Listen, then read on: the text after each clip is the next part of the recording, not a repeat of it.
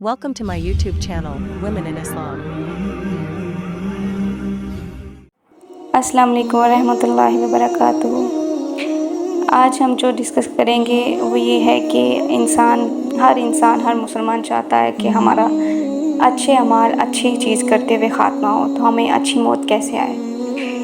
तो इससे मैं अब शुरू करते हैं एक हदीस से। नबी सल्लल्लाहु अलैहि वसल्लम ने फरमाया कि अमाल का जो दारोमदार है वो ख़ात्मे पर है, यानी एंडिंग्स पर है। सही बुखारी 6493। और अल्लाह के रसूल सल्लल्लाहु अलैहि वसल्लम ने ये भी फरमाया कि अल्लाह ताला जिस पर खैर का इरादा करते हैं ना, तो उसको इस्तेमाल करते हैं। तो सहाबा ने बड़ी हैरानी से पूछा कि नबी सल्लल्लाहु अलैहि वसल्लम इस्तेमाल का मतलब क्या है।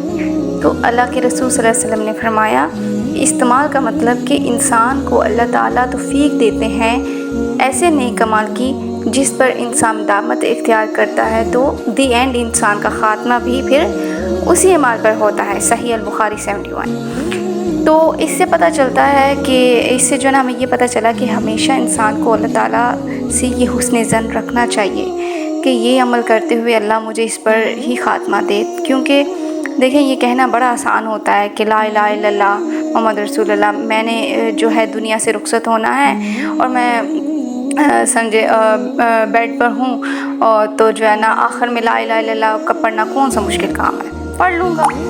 असल में ये नसीब की बात नहीं होती, इस पे मेहनत भी होती है और इस पे मुदामत होती है। अपनी पूरी ज़िंदगी अगर जिस बंदे की ज़ुबान पर ला इलाहा इल्लल्लाह के जो कलमात चलते हों, तो उसी की ज़ुबान से मुश्किल हालात में भी ये जुमला निकलता है।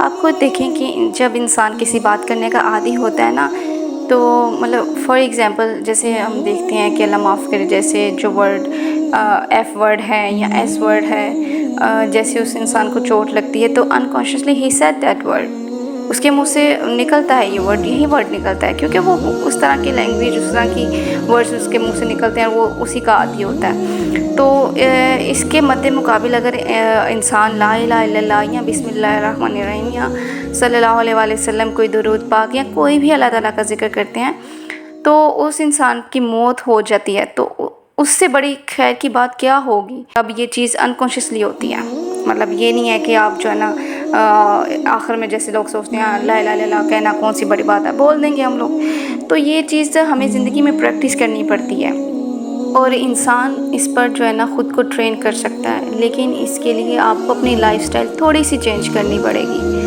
ज़ाहिर है हर मोमिन को शुरू में फोर्सफुली इस पर काम करना पड़ेगा और ज़ुबान पर आपको एक चीज़ जिसे कहते हैं ना कि तकरार होगी, रेपुटेशन लानी पड़ेगी ताकि आप उससे अकस्टम हो सकें। वो बंदा जो ज़िक्र बहुत ज़्यादा करता हो, तो खुलासा यही है कि जो ज़िक्र अज़कार बहुत ज़्यादा करता है, तो हम उससे एक्सपेक्ट कर सकते हैं कि उसका ख़ात्मा इंशाअल्लाह अशहदु ला इलाहा या ला इलाहा इल्लल्लाह पर होगा। और जिसका ख़ात्मा इस पर हो गया तो वो जन्नत में जाएगा ना इंशाअल्लाह। तो एक चीज़ उलमा कराम जो है ना बहुत ज़्यादा कहते हैं कि अल्लाह के बारे में हुस्न ज़न ज़रूर रखना चाहिए। असल में जब इंसान तकलीफ़ में होता है ना, तो दी एंड पे अक्सर लोगों का कोई बीमारी होती है आखिरी वक्त में, या परेशानी होती है, या मसलन अल्लाह माफ़ करे जैसे कैंसर हो गया, कोई मतलब ऐसे मसले मसाइल हो गए, तो उस वक्त ना शैतान जो होता है ना वो बहुत ज़्यादा फ़ायदा उठाता है हम लोगों का।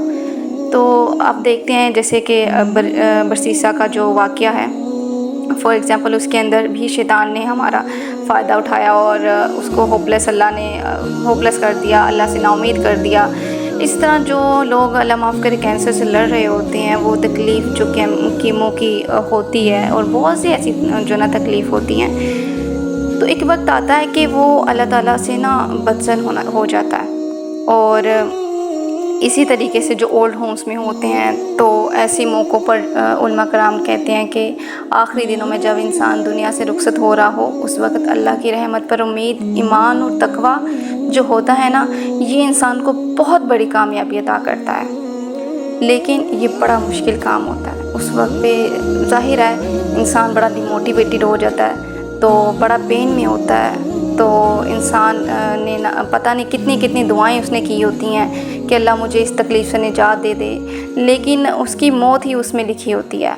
और मौत तो इंसान के इख्तियार में नहीं है, मौत तो अल्लाह ने जो फ़ैसला किया हुआ है वो आगे पीछे नहीं हो सकता। تو اس لیے کہتے ہیں کہ حسن ظن جو ہے نا علماء کہتے ہیں کہ ہمیں کرنا چاہیے. ون آف دا اسباب، ون آف دا کاؤز کہ جس کے تھرو انشاءاللہ اچھا کام کر سکتے ہیں. اسی لیے کہتے ہیں کہ اللہ پہ حسن ظن رکھیں. اور اس بارے میں حدیث بھی ہے کہ حدیث قدسی ہے کہ میں اپنے بندے کے مطابق اس سے ڈیل کرتا ہوں. تو اچھا ظن کریں گے تو اللہ اس سے اچھا ہی عطا کریں گے. تو میرے ڈیئر سسٹر اینڈ بردر، امید کرتی ہوں یہ ویڈیو آپ کو اچھی لگی ہوگی. اللہ پاک ہمیں ذکر کرنے والا بنائے، ہمیں اللہ کے پسندیدہ بندوں میں شمار کر لے. اللہ پاک اور ہمیں اتنا امیدی سے بچائے اور اللہ سے صرف ہمیں حسن ظن کرنے کی توفیق دے، چاہے کتنی ہی بڑی تکلیف یا پریشانی کیوں نہ ہو. میرے چینل کو سبسکرائب ضرور کر دیجیے گا پلیز، اور اپنے فرینڈز اینڈ فیملی میں ضرور شیئر کر دیجیے گا. ہم سب کے لیے یہ ویڈیو صدقہ جاریہ بن جائے گی. اور دعا میں یاد رکھیے گا. جزاک اللہ. Like, share, and subscribe to my channel.